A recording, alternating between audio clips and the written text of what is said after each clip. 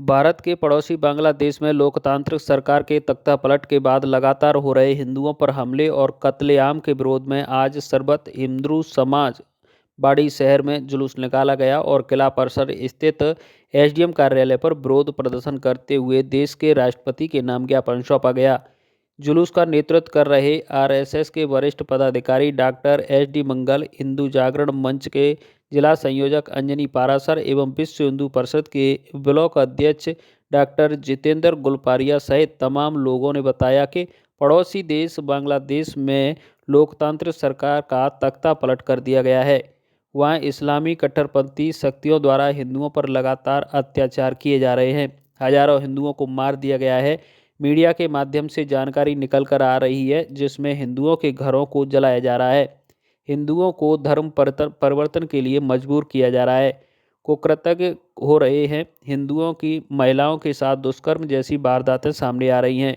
कट्टरपंथी युवा हथियारों के बल पर नरसंहार कर रहे हैं। ऐसे में हमारा देश जो वसुधैव कुटुंबकम की भावना रखता है और विश्व में सबसे बड़ा देश है, उसे बांग्लादेश में हिंदुओं की सुरक्षा को सुनिश्चित करना चाहिए।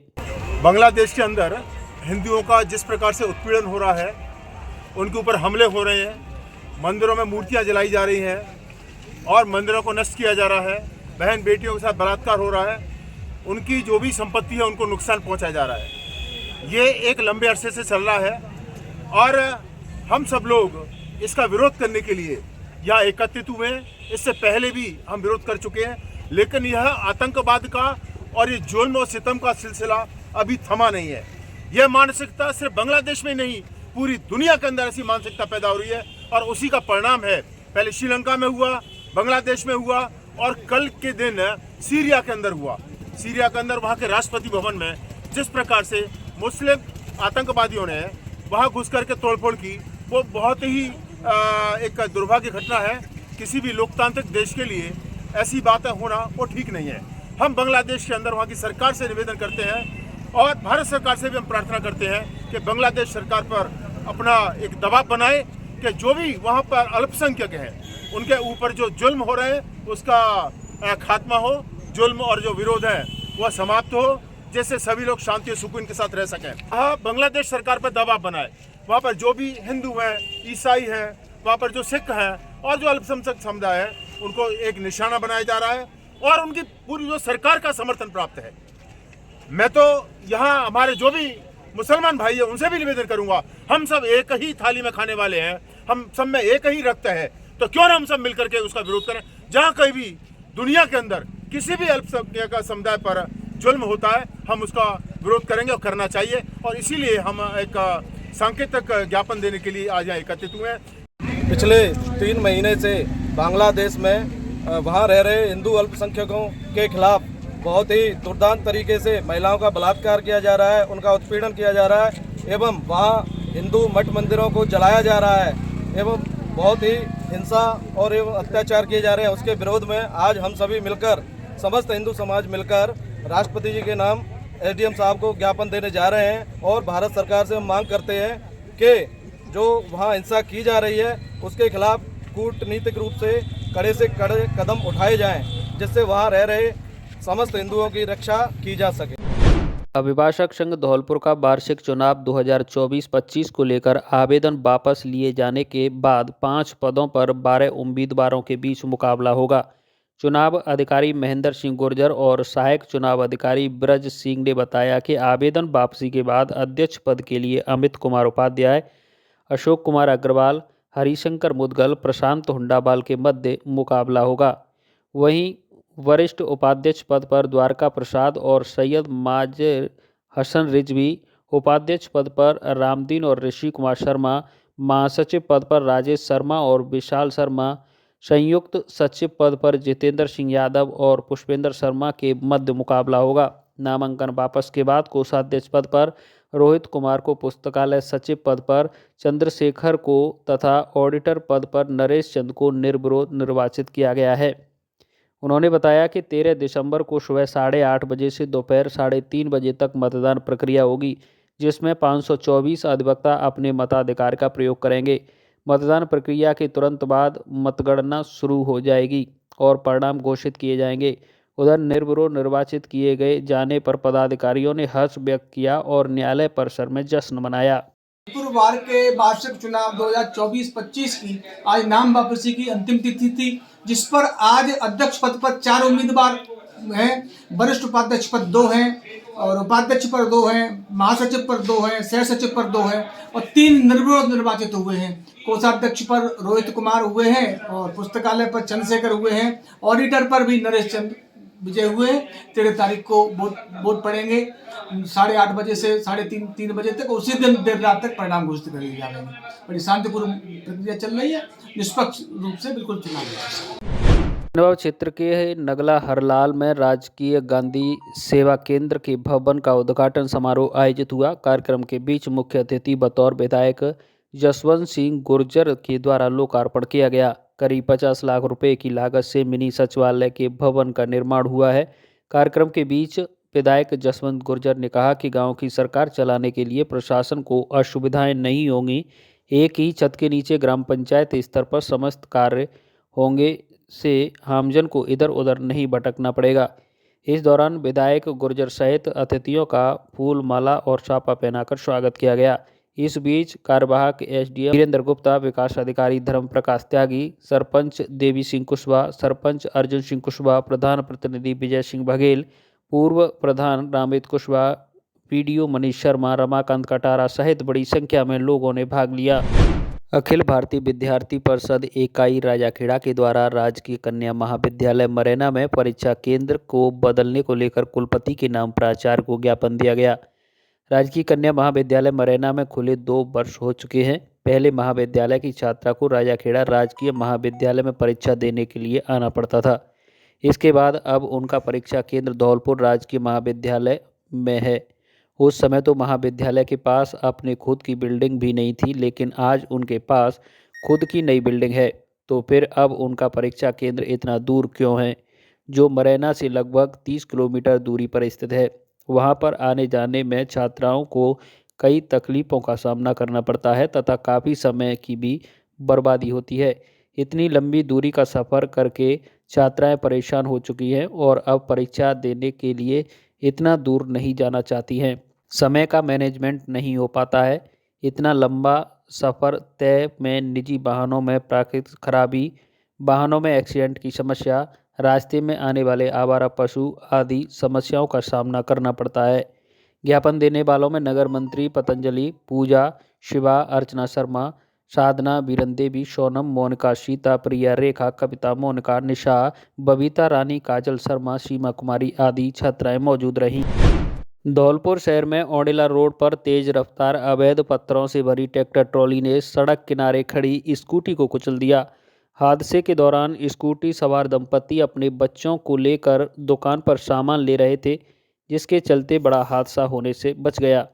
स्कूटी सवार देवेंद्र कुमार ने बताया कि वह अपनी पत्नी के साथ बच्चों को स्कूल से लेकर आ रहा था। रास्ते में वह बच्चे को सामान दिलाने के लिए स्कूटी को सड़क किनारे खड़ा कर दुकान पर चला गया। स्कूटी सवार ने बताया कि जैसे ही वह दुकान पर पहुंचा, इसी दौरान अवैध पत्थर से भरी ट्रैक्टर ट्रॉली उसका पीछा पुलिस कर रही थी। पुलिस से बचने के चक्कर में सड़क किनारे खड़ी उसकी स्कूटी को कुचल दिया।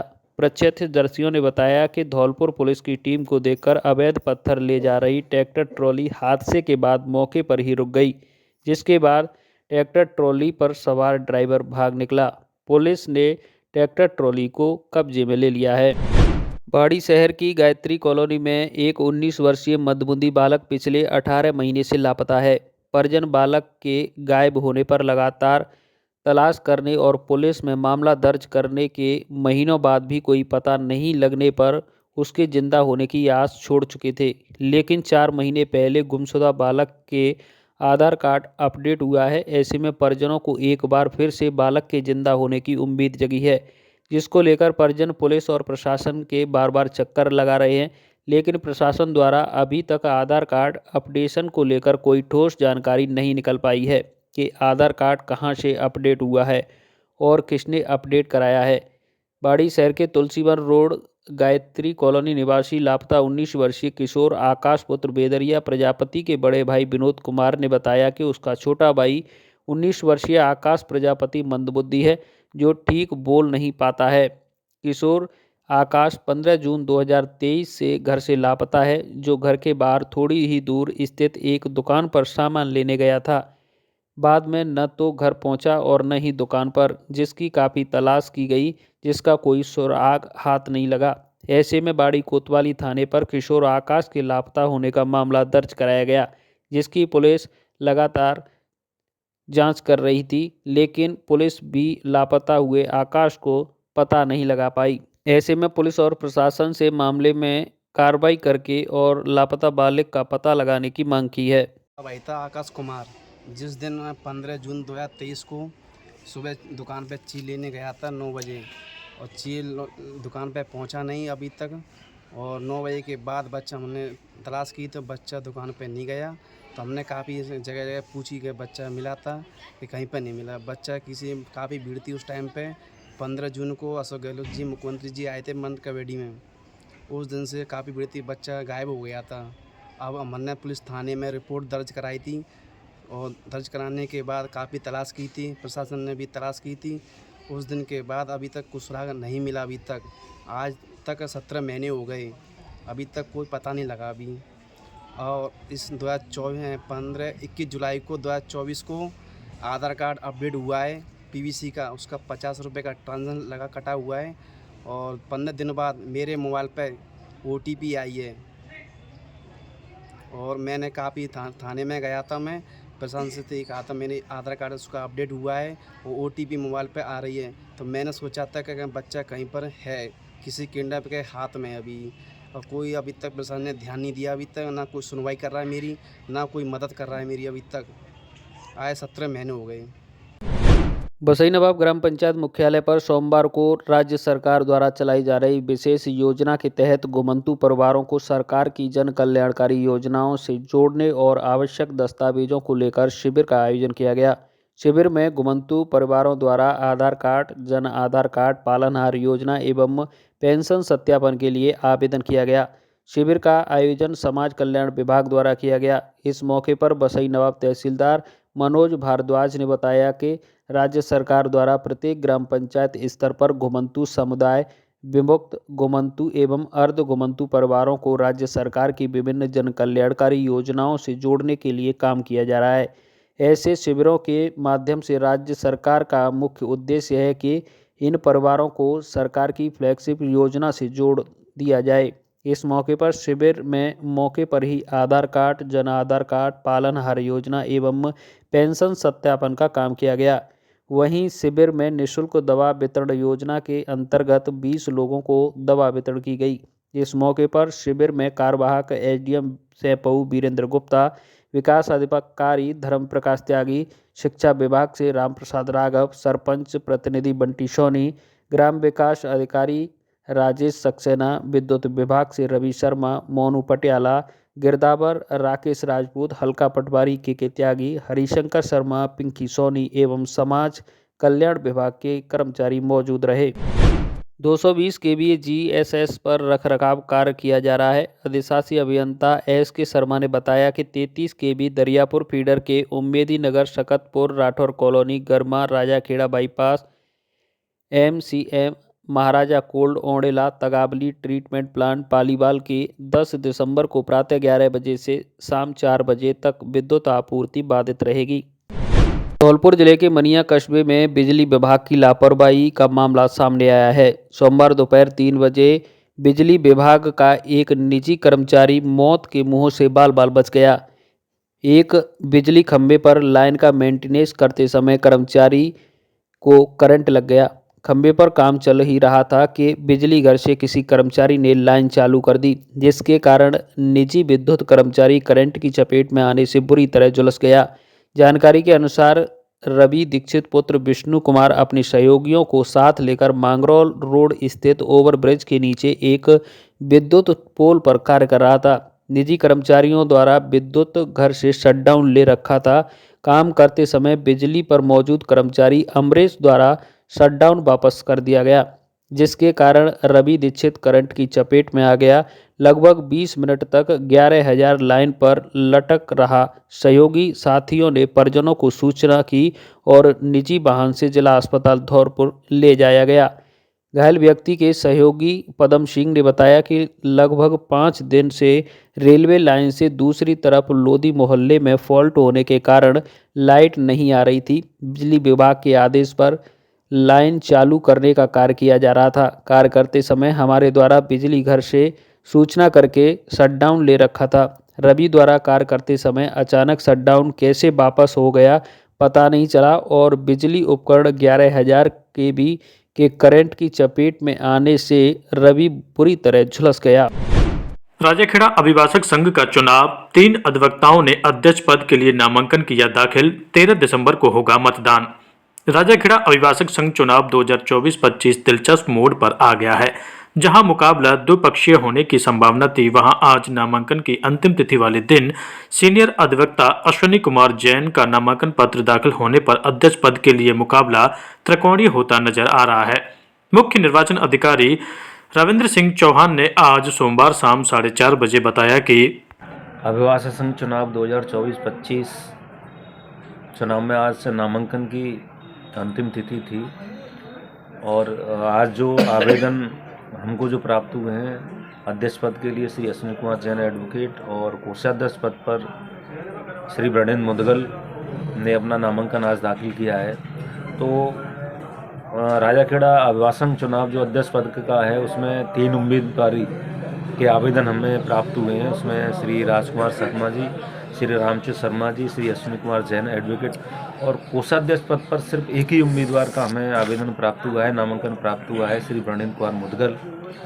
और इन सभी नामांकन पत्रों की हम कल दिनांक 10/12/2024 को जांच करेंगे। इसके बाद में 11/12/24 को नाम वापसी का हमने दिन रखा है, तो जिसके बाद हम अंतिम प्रकाशन करेंगे। इस समय राजाखेड़ा का माहौल, राजाखेड़ा अभिभाषक चुनाव का जो माहौल है बहुत ही शांतिपूर्ण तरीके से, सभी में उत्साह है, जोश है, सभी बड़ी तैयारी कर रहे हैं अपने स्तर पर और हम भी इस चुनाव को बहुत ही शांतिपूर्ण और निष्पक्ष और पारदर्शी तरीके से कराने के लिए प्रतिबद्ध हैं।